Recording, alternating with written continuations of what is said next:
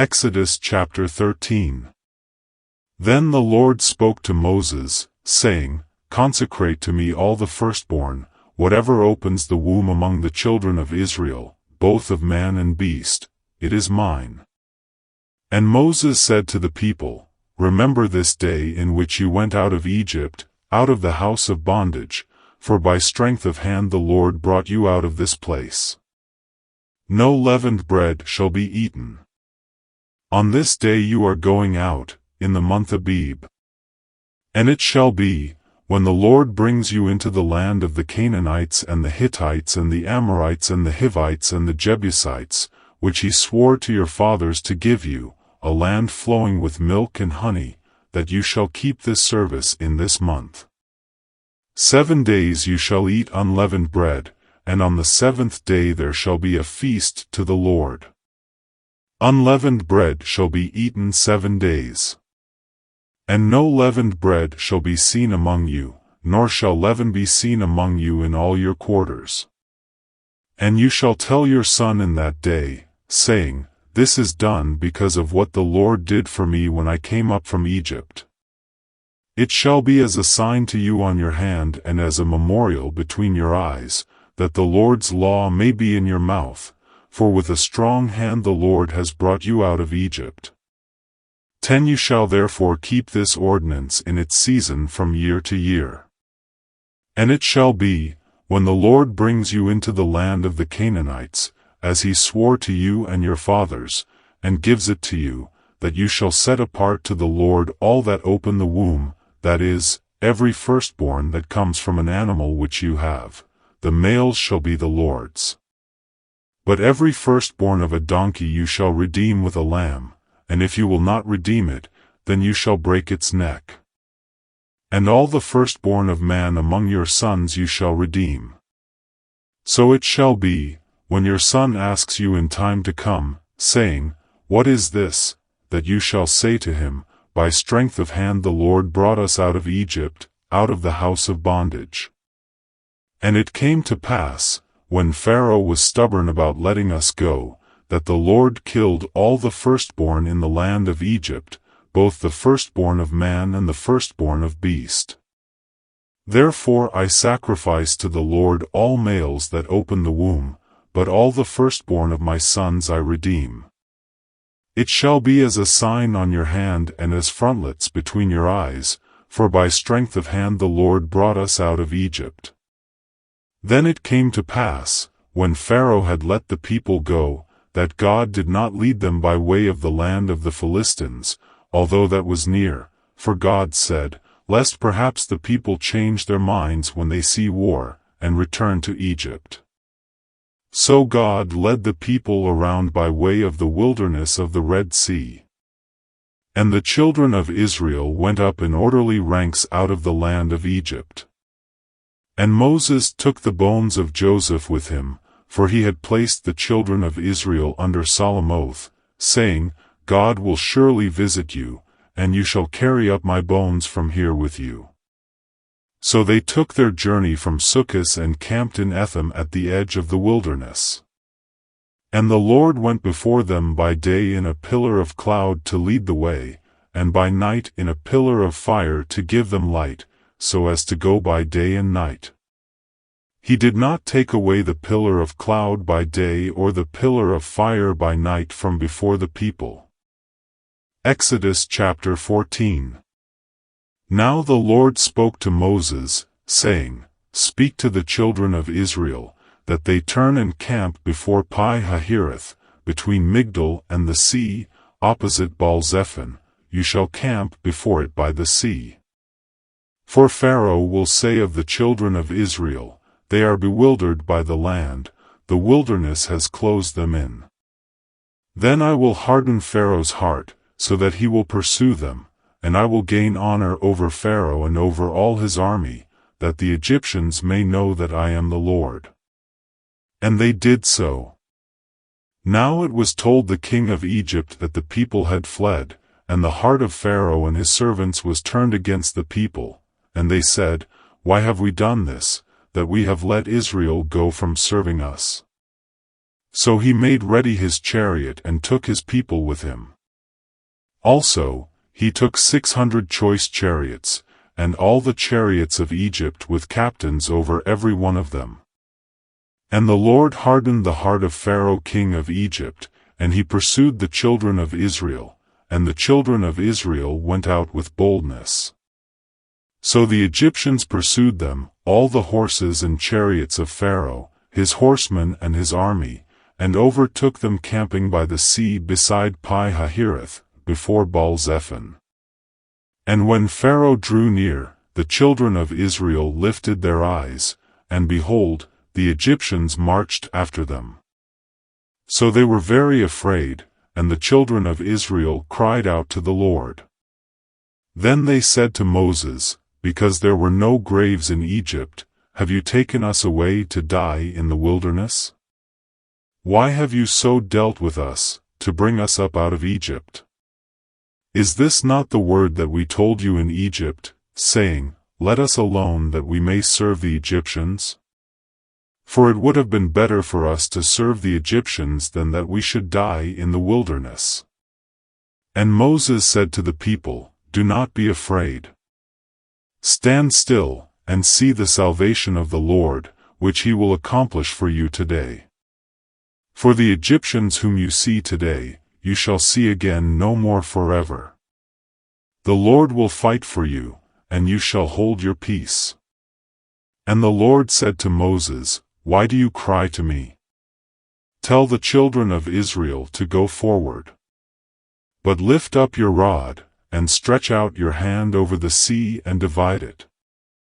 And the children of Israel shall go on dry ground through the midst of the sea. And I indeed will harden the hearts of the Egyptians, and they shall follow them. So I will gain honor over Pharaoh and over all his army, his chariots, and his horsemen.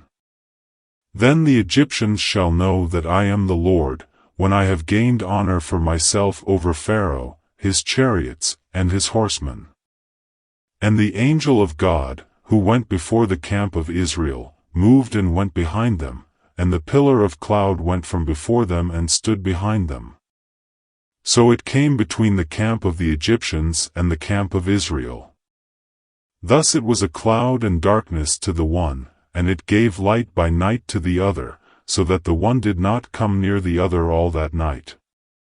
Then Moses stretched out his hand over the sea, and the Lord caused the sea to go back by a strong east wind all that night, and made the sea into dry land, and the waters were divided. So the children of Israel went into the midst of the sea on the dry ground, and the waters were a wall to them on their right hand and on their left. And the Egyptians pursued and went after them into the midst of the sea, all Pharaoh's horses, his chariots, and his horsemen. Now it came to pass, in the morning watch, that the Lord looked down upon the army of the Egyptians through the pillar of fire and cloud, and he troubled the army of the Egyptians.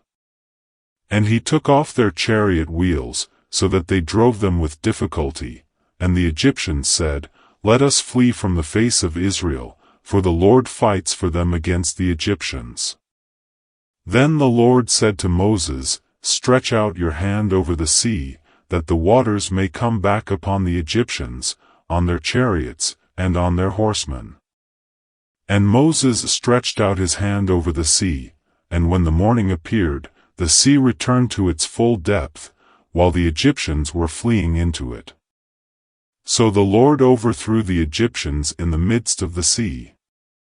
Then the waters returned and covered the chariots, the horsemen, and all the army of Pharaoh that came into the sea after them.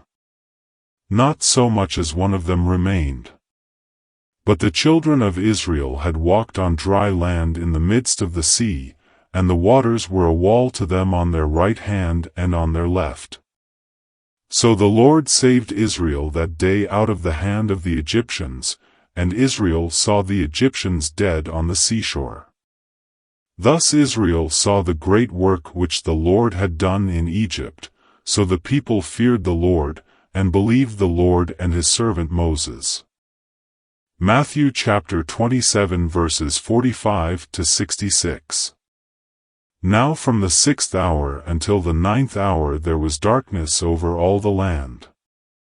And about the 9th hour Jesus cried out with a loud voice, saying, Eli, Eli, lama sabachthani, that is, my God, why have you forsaken me? Some of those who stood there, when they heard that, said, This man is calling for Elijah. Immediately one of them ran and took a sponge, filled it with sour wine and put it on a reed, and offered it to him to drink. The rest said, Let him alone, let us see if Elijah will come to save him.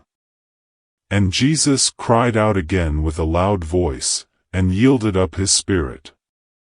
Then, behold, the veil of the temple was torn in two from top to bottom, and the earth quaked, and the rocks were split, and the graves were opened, and many bodies of the saints who had fallen asleep were raised, and coming out of the graves after his resurrection, they went into the holy city and appeared to many.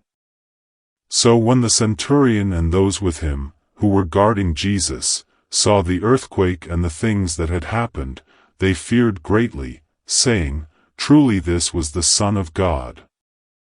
And many women who followed Jesus from Galilee, ministering to him, were there looking on from afar, among whom were Mary Magdalene, Mary the mother of James and Joses, and the mother of Zebedee's sons. Now when evening had come, there came a rich man from Arimathea, named Joseph, who himself had also become a disciple of Jesus. This man went to Pilate and asked for the body of Jesus. Then Pilate commanded the body to be given to him. When Joseph had taken the body, he wrapped it in a clean linen cloth, and laid it in his new tomb which he had hewn out of the rock, and he rolled a large stone against the door of the tomb, and departed. And Mary Magdalene was there, and the other Mary, sitting opposite the tomb. On the next day, which followed the day of preparation, the chief priests and Pharisees gathered together to Pilate, saying, Sir, we remember, while he was still alive, how that deceiver said, After 3 days I will rise. Therefore command that the tomb be made secure until the 3rd day, lest his disciples come by night and steal him away, and say to the people, He has risen from the dead. So the last deception will be worse than the first. Pilate said to them, You have a guard, go your way, make it as secure as you know how. So they went and made the tomb secure, sealing the stone and setting the guard. Proverbs chapter 4 verses 20 to 27. My son, give attention to my words. Incline your ear to my sayings. Do not let them depart from your eyes. Keep them in the midst of your heart. For they are life to those who find them, and health to all their flesh. Keep your heart with all diligence, for out of it spring the issues of life. Put away from you a deceitful mouth, and put perverse lips far from you. Let your eyes look straight ahead, and your eyelids look right before you. Ponder the path of your feet, and let all your ways be established. Do not turn to the right or the left. Remove your foot from evil.